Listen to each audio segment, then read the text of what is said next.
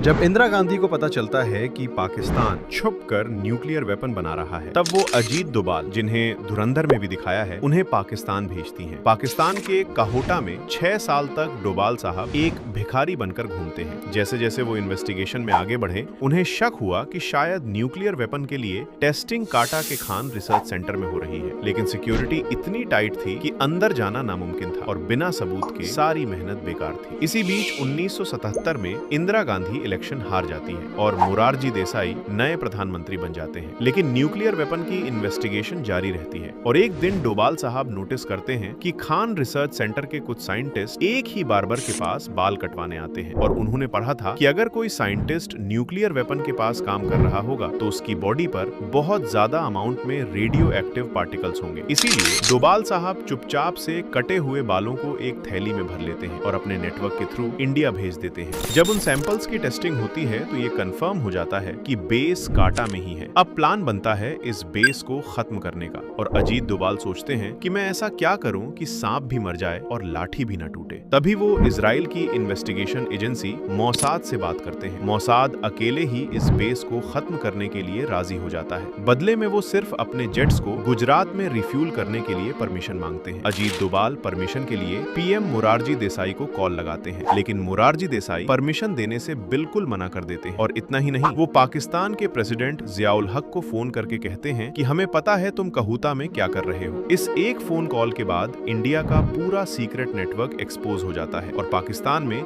हमारे कई स्पाई मारे जाते हैं। जैसे तैसे अजीत डोभाल वहां से बचकर इंडिया आते हैं।